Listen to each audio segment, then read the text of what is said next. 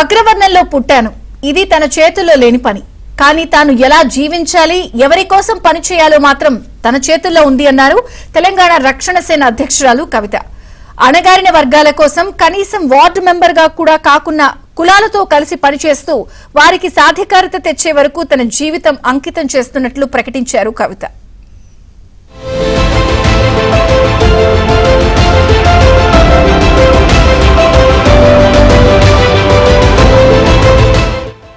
సామాజిక న్యాయ తెలంగాణను తీర్చిదిద్దడానికి ముందున్నామని తెలంగాణ రక్షణ సేన అధ్యక్షురాలు కల్వకుంట్ల కవిత తెలిపారు.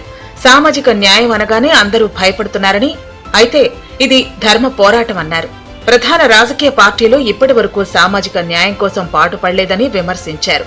సరూర్ నగర్ లో నిర్వహించిన సామాజిక న్యాయ తెలంగాణ సంకల్ప సభలో కవిత మాట్లాడారు. ఈ సభ తెలంగాణలో కొత్త చరిత్రకు నాంది పలుకుతుందని, అనేక మంది జీవితాల్లో మార్పు తీసుకురానుందని వెల్లడించారు.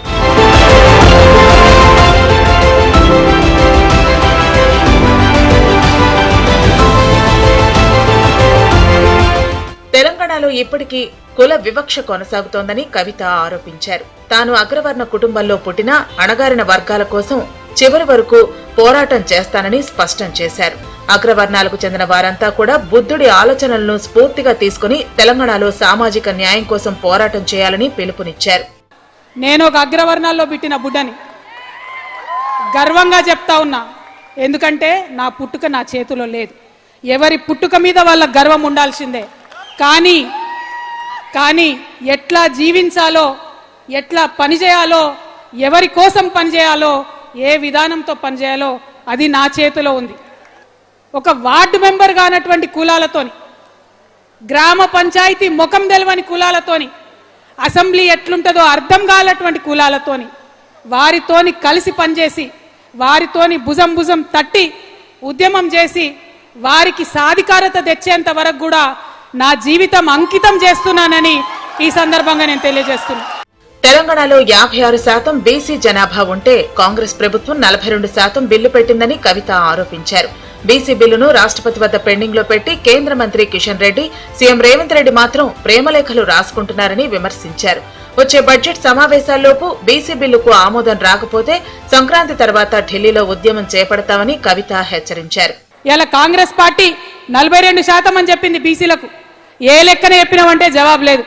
ఎందుకంటే బీసీలు ఉన్నది 46%, బీసీ ముస్లింలు ఉన్నది 10%, మొత్తం కలిపి 56% రిజర్వేషన్ ఇవ్వాలి. కానీ 42% బిల్లు పెట్టిండ్రు. అవి తీసుకుపోయి రాష్ట్రపతి దగ్గర ఇరకబెట్టిండ్రు. అవి బయటికి రావు. కానీ రేవంత్ రెడ్డి, కిషన్ రెడ్డి ఇద్దరు ప్రేమ లెక్కలు రాసుకుంటుంటారు. గల్లీ మే కుస్తీ, ఢిల్లీ మే దోస్తీ. హెచ్చరిక చేస్తా ఉన్నాం బీజేపీకి, కాంగ్రెస్కి. మీరు వచ్చే బడ్జెట్ సెషన్ లోపల బీసీ బిల్లు మర్యాదగా పాస్ చేసి పంపండి. లేకపోతే తెలంగాణ టీఆర్ఎస్ సైన్యం అంతా ఢిల్లీకి బయలుదేరుతుంది. నిన్న మొన్న ఉద్యమాలు జరిగినాయి, చిన్న పిల్లలు చేసిరు. మీరందరూ అనుకుంటే ఎంతసేపు ఢిల్లీ జామ్ చేయొచ్చు కదా, చేద్దామా? పక్కానా? సంక్రాంతి అయినాక సిద్ధంగా ఉంటారా? మరోవైపు ప్రొఫెసర్ జయశంకర్ విగ్రహాన్ని హైదరాబాద్ లోని ట్యాంక్ బండ్ పై ఏర్పాటు చేయాలని, అలాగే ఆయనకు పద్మభూషణ్ పురస్కారం ప్రకటించేలా కేంద్రానికి తెలంగాణ ప్రభుత్వం లేఖ రాయాలని సామాజిక న్యాయ తెలంగాణ సంకల్ప సభలో కోరారు.